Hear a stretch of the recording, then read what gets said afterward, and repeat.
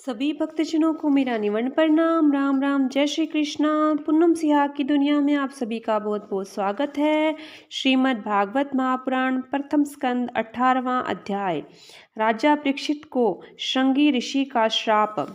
सूत जी कहते हैं, अद्भुत कर्मा भगवान श्री कृष्ण की कृपा से राजा परीक्षित अपनी माता की कोख में अश्वत्थामा के ब्रह्मास्त्र से जल जाने पर भी मरे नहीं। जिस समय ब्राह्मण के शाप से उन्हें डसने के लिए तक्षक आया, उस समय वे प्राणनाश के महान भय से भी भयभीत नहीं हुए, क्योंकि उन्होंने अपना चित्त भगवान श्री कृष्ण के चरणों में समर्पित कर दिया था। उन्होंने सबकी आसक्ति छोड़ दी। गंगा तट पर जाकर श्री सुखदेव जी ने उपदेश ग्रहण किया और इस प्रकार भगवान के स्वरूप को जानकर अपने शरीर को त्याग दिया। जो लोग भगवान श्री कृष्ण की लीला कथा करते रहते हैं, उस कथा अमृत का पान करते रहते हैं और इन दोनों ही साधनों के द्वारा उनके चरणों का स्मरण करते रहते हैं, उन्हें अंतकाल में मोह नहीं होता। जब तक पृथ्वी पर अभिमन्यु नंदन महाराज परीक्षित सम्राट रहे, तब तक चारों ओर व्याप्त हो जाने पर भी कलयुग का कुछ भी प्रभाव नहीं था। वैसे तो जिस क्षण श्री कृष्ण ने पृथ्वी का परित्याग किया, उसी समय पृथ्वी में अधर्म का मूल कारण कलयुग आ गया। भ्रमर के समान सारग्राही सम्राट परीक्षित कलयुग से कोई द्वेष नहीं रखते थे, क्योंकि इसमें यह एक बहुत बड़ा गुण है कि पुण्य कर्म तो संकल्प मात्र में ही फलीभूत हो जाते हैं, परंतु पाप कर्म का फल शरीर से करने पर ही मिलता है, संकल्प मात्र से नहीं। यह भेड़िए के समान बालकों के प्रति शूरवीर और धीरवीर पुरुषों के लिए बड़ा भीरू है। यह प्रमादी मनुष्यों को अपने वश में करने के लिए ही सदा सावधान रहता है। सोनकादि ऋषियों, आप लोगों को मैंने भगवान की कथा से युक्त राजा परीक्षित का पवित्र चरित्र सुनाया। आप लोगों ने यही पूछा था, भगवान श्री कृष्ण कीर्तन करने योग्य बहुत सी लीलाएं करते हैं, इसलिए उनके गुण और लीलाओं से संबंध रखने वाली जितनी भी कथाएं हैं, कल्याणकामी पुरुषों को उन सब का सेवन करना चाहिए। ऋषियों ने कहा, सौम्य स्वभाव सूत जी, आप युग युग जिए, क्योंकि मृत्यु के प्रवाह में पड़े हुए हम लोगों को आप भगवान श्री कृष्ण की अमृतमयी उज्जवल कृति का श्रवण कराते हैं। यज्ञ करते करते उसके धुएं से हम लोगों का शरीर धूमिल हो गया है, फिर भी इस कर्म का कोई विश्वास नहीं है। इधर आप तो वर्तमान में भगवान श्री कृष्ण चंद्र के चरण कमलों का मादक और मधु पिलाकर हमें तृप्त कर रहे हैं। भगवत प्रेमी भक्तों के लव मात्र के सत्संग से स्वर्ग और मोक्ष की भी तुलना नहीं की जा सकती, फिर मनुष्यों के तुच्छ भोगों की तो बात ही क्या है। ऐसा कौन रस मर्मज्ञ होगा जो महापुरुषों के एकमात्र जीवन सर्वस्व श्री कृष्ण की लीला कथाओं से तृप्त हो जाए। समस्त प्राकृत गुणों से अतीत भगवान के अचिन्त्य अनंत कल्याण में गुण गणों का पार तो ब्रह्म शंकर आदि बड़े बड़े योगेश्वर भी नहीं पा सकते। विद्वान, आप भगवान को ही अपने जीवन का ध्रुव तारा मानते हैं, इसलिए आप सत्पुरुषों के एकमात्र आश्रय भगवान के उदार और विशुद्ध चरित्र को हम श्रद्धालु श्रोताओं के लिए विस्तार से वर्णन कीजिए। भगवान के परम प्रेमी महाबुद्धि परीक्षित ने श्री सुखदेव जी के उपदेश किए हुए जिस ज्ञान से मोक्ष स्वरूप भगवान के चरण कमलों को प्राप्त किया, आप कृपा करके उसी ज्ञान और परीक्षित के परम पवित्र उपाख्यान का वर्णन कीजिए, क्योंकि उसमें कोई बात छिपाकर नहीं कही गई होगी और भगवत प्रेम की अद्भुत योग निष्ठा का निरूपण किया गया होगा। उसमें पद पद पर भगवान श्री कृष्ण की लीलाओं का वर्णन हुआ होगा। भगवान के प्यारे भक्तों को वैसा प्रसंग सुनने में बड़ा रस मिलता है।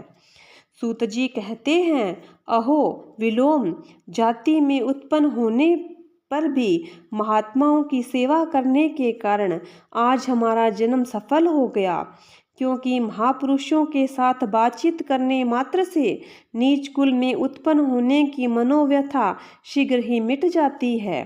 फिर उन लोगों की तो बात ही क्या है जो सत्पुरुषों के एकमात्र आश्रय भगवान का नाम लेते हैं। भगवान की स्तुति अनंत है, वे समय अनंत है। वास्तव में उनके गुणों की अनंतता के कारण ही उन्हें अनंत कहा गया है। भगवान के गुणों की समता भी जब कोई नहीं कर सकता, तब उनसे बढ़कर तो कोई हो ही कैसे सकता है। उनके गुणों की यह विशेषता समझाने के लिए इतना कह देना ही पर्याप्त है कि लक्ष्मी जी अपने को प्राप्त करने की इच्छा से प्रार्थना करने वाले ब्राह्मण आदि देवताओं को छोड़कर भगवान के न चाहने पर भी उनके चरण कमलों की रज का सेवन करती है।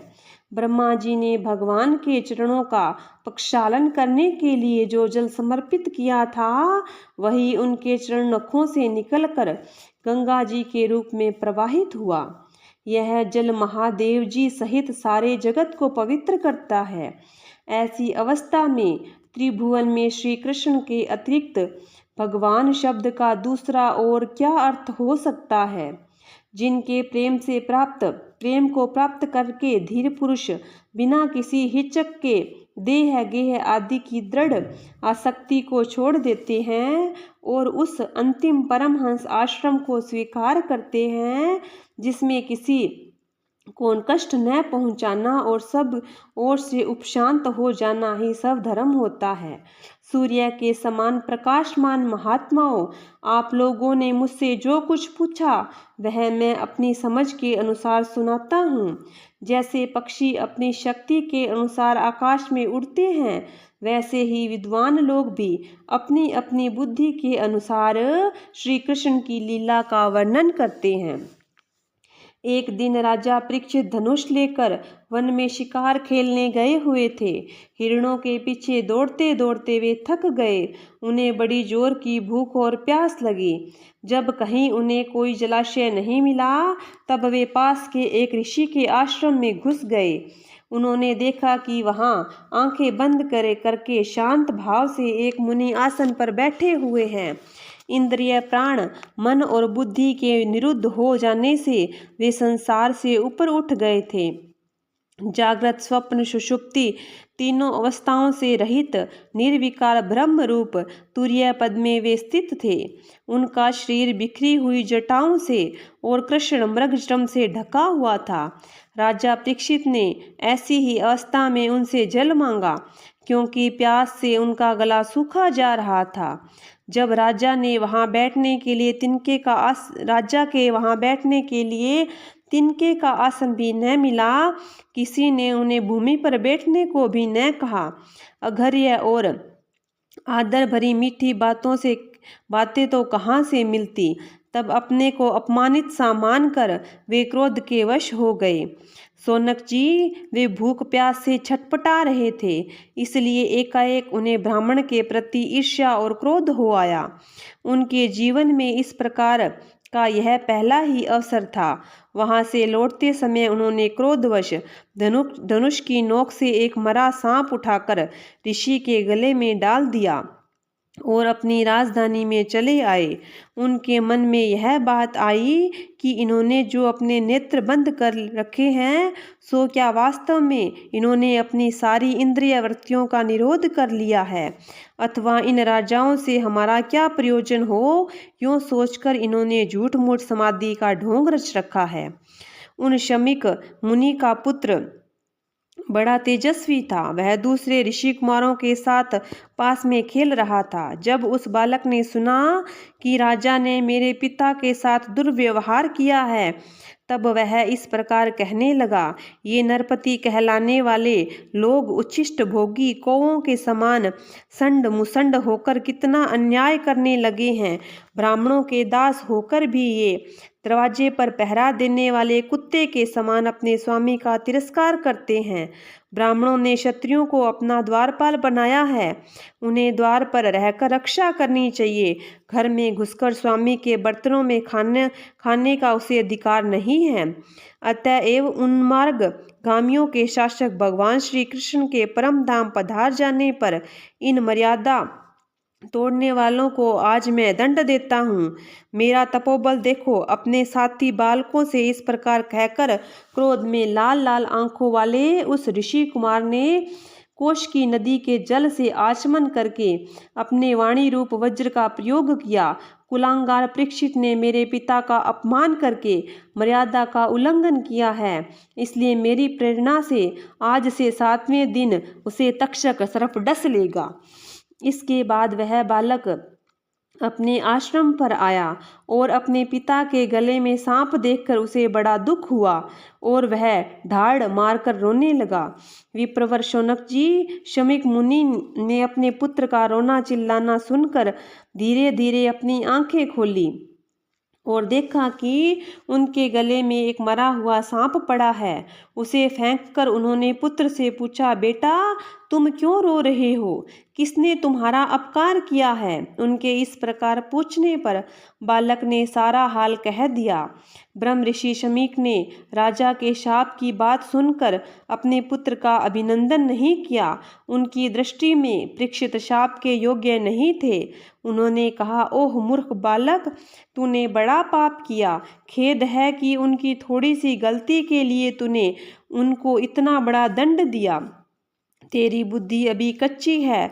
तुझे भगवत स्वरूप राजा को साधारण मनुष्यों के समान नहीं समझना चाहिए, क्योंकि राजा के दुस्सह तेज से सुरक्षित और निर्भय रहकर ही प्रजा अपना कल्याण संपादन करती है। जिस समय राजा का रूप धारण करके भगवान पृथ्वी पर नहीं दिखाई देंगे, उस समय चोर बढ़ जाएंगे। अरक्षित भेड़ों के समान एक क्षण ही लोगों का नाश हो जाएगा। एक क्षण में ही लोगों का नाश हो जाएगा। राजा के नष्ट हो जाने पर धन आदि चुराने वाले चोर जो पाप करेंगे, उसके साथ हमारा कोई संबंध न होने पर भी हम पर भी लागू होगा, क्योंकि राजा के न रहने पर लुटेरे बढ़ जाते हैं और वे आपस में मारपीट गाली गलौज करते हैं, साथ ही पशु, स्त्री और धन संपत्ति भी लूट लेते हैं। उस समय मनुष्यों का वर्णाश्रमाचार युक्त वैदिक आर्य धर्म लुप्त हो जाता है। अर्थ, लोभ और काम वासना के विवश होकर लोग कुत्तों और बंदरों के समान वर्णशंकर हो जाते हैं। सम्राट परीक्षित तो बड़े ही यशस्वी और धुरंधर हैं। उन्होंने बहुत से अश्वमेध यज्ञ किए हैं और वे भगवान के परम प्यारे भक्त हैं।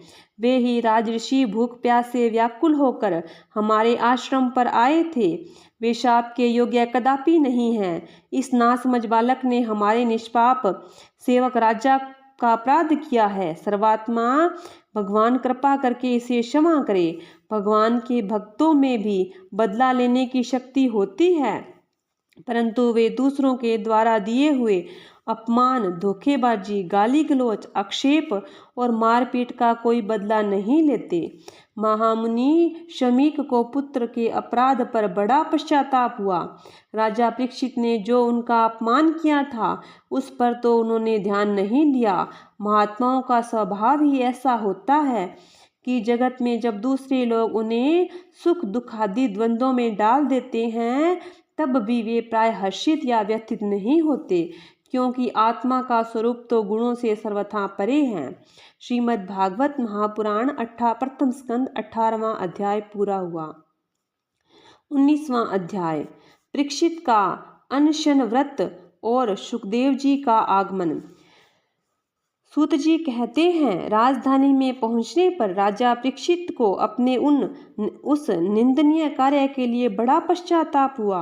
वे अत्यंत उदास हो गए और सोचने लगे, मैंने निरपराध एवं अपना तेज छिपाए हुए ब्राह्मण के साथ अन्यार पुरुषों के समान बड़ा नीच व्यवहार किया।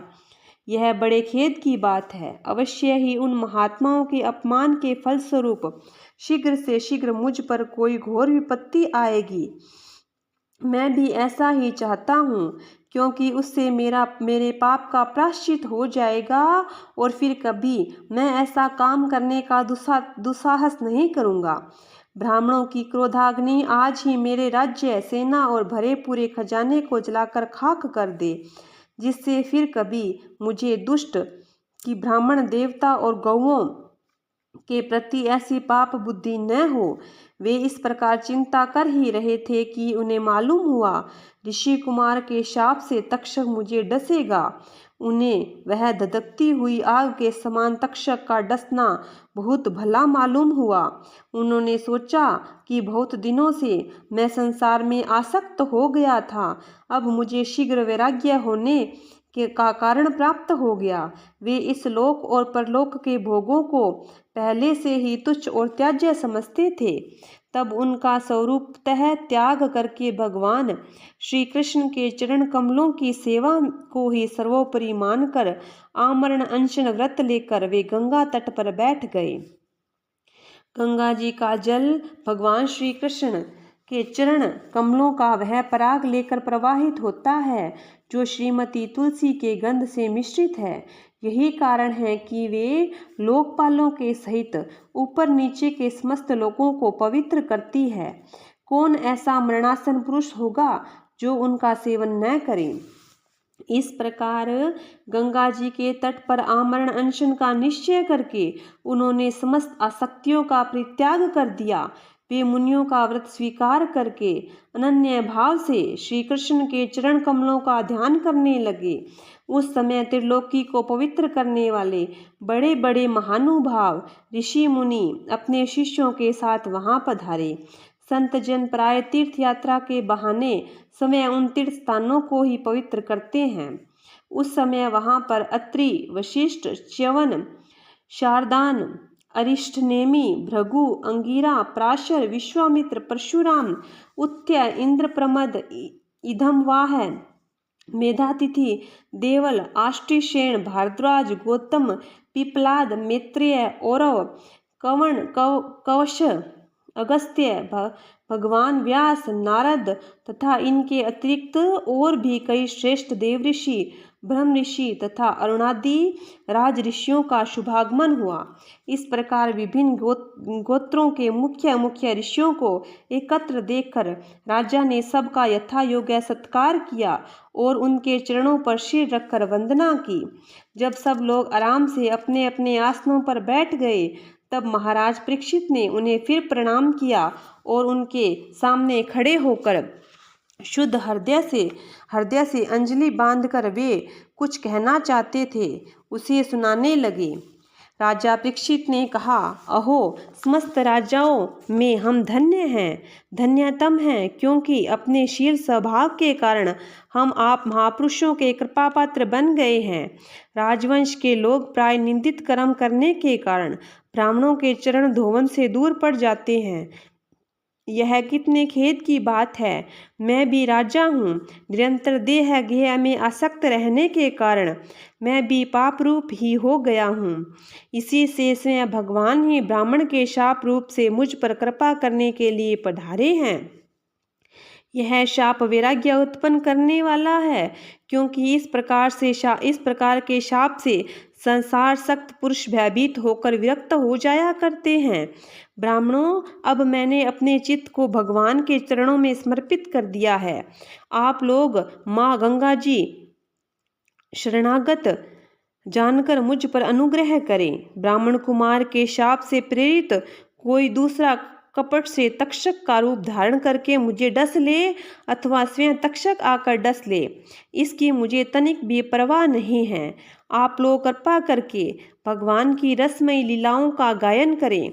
मैं आप ब्राह्मणों के चरणों में प्रणाम करके पुनः यही प्रार्थना करता हूँ कि मुझे कर्मवश चाहे जिस योनि में जन्म लेना पड़े, भगवान श्री कृष्ण के चरणों में मेरा अनुराग हो, उनके चरणाश्रित महात्माओं से विशेष प्रीति हो और जगत के समस्त प्राणियों के प्रति मेरी एक ही मैत्री रहे, ऐसा आप आशीर्वाद दीजिए। महाराज परीक्षित परम धीर थे। वे ऐसा दृढ़ निश्चय करके गंगा जी के दक्षिण तट पर पूर्वाग्र कुशों के आसन पर उत्तर मुख होकर बैठ गए। राजकाज का भार तो उन्होंने पहले से ही अपने पुत्र जन्मेजय को सौंप दिया था।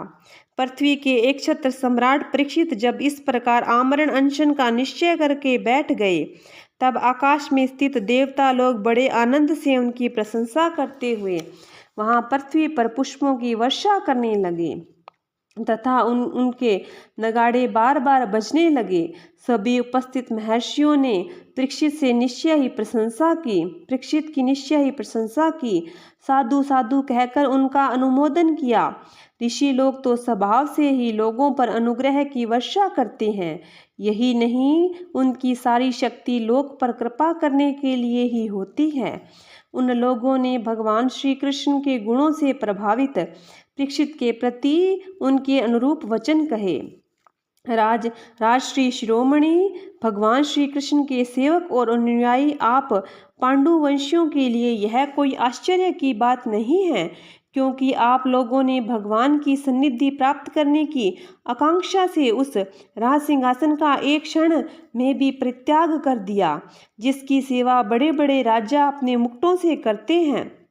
हम सब तब तक यही रहेंगे जब तक ये भगवान के परम भक्त परीक्षित अपने नश्वर शरीर को छोड़कर माया दोष और शोक से रहित भगवत धाम में नहीं चले जाते।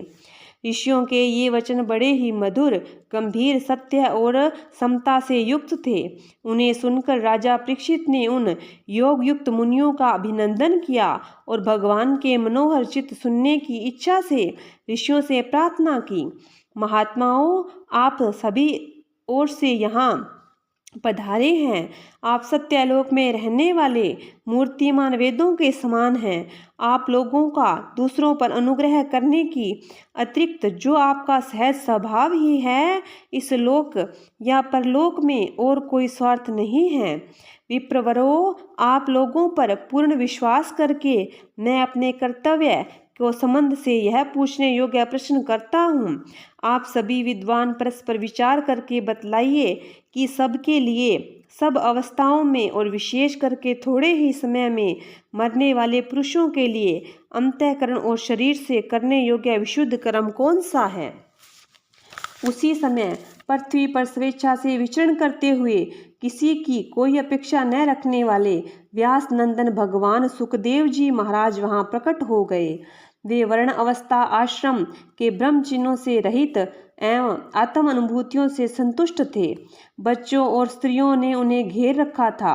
उनका वेश अवधूत था। 16 वर्ष की अवस्था थी। चरण, हाथ, जंघा, भुजाएं, कंधे, कपोल और अन्य सब अंग अत्यंत सुकुमार थे।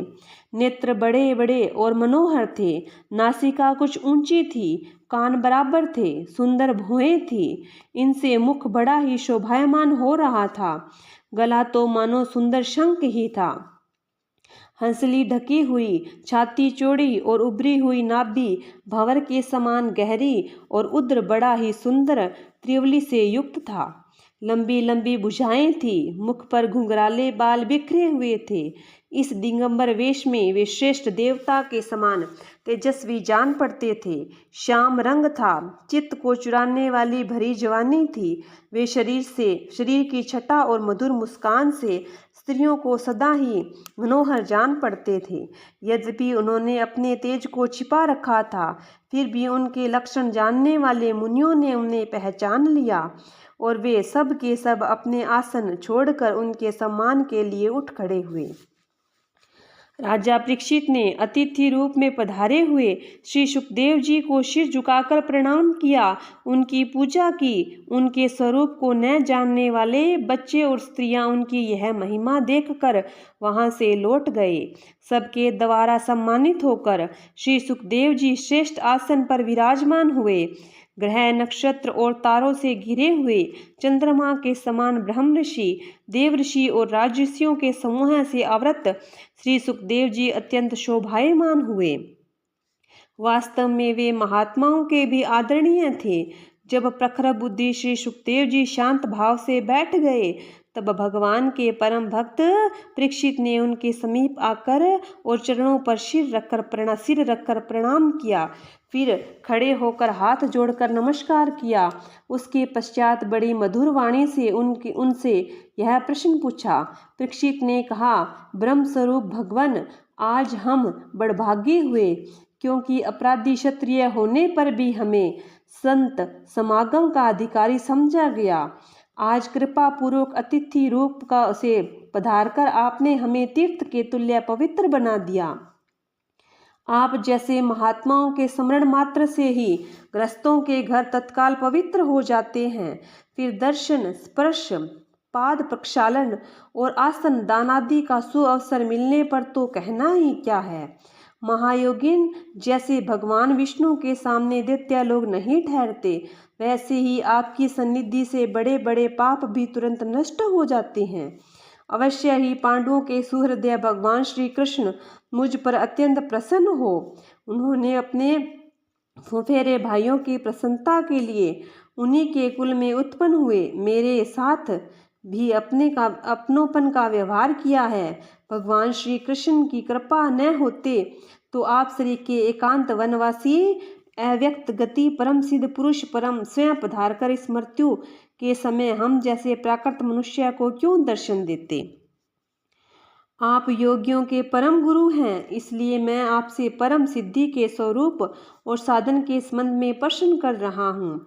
जो पुरुष सर्वथा मरणासन है, उसको क्या करना चाहिए? भगवान, साथ ही यह भी बतलाइए कि मनुष्य मात्र को क्या करना चाहिए। वे किसका श्रवण करे, किसका जप करे, किसका स्मरण करे, किसका भजन करे तथा किसका त्याग करे।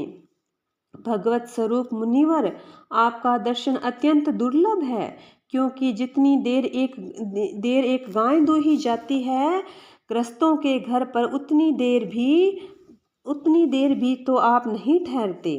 सूत जी कहते हैं, जब राजा ने बड़ी ही मधुर वाणी में इस प्रकार संभाषण व प्रश्न किए, तब समस्त धर्मों के मर्मज्ञ व्यास नंदन भगवान श्री सुखदेव जी उनका उत्तर देने लगे। इति प्रथम स्कंद समाप्त। हरि ओम तत्सत। बोलिए विष्णु भगवान।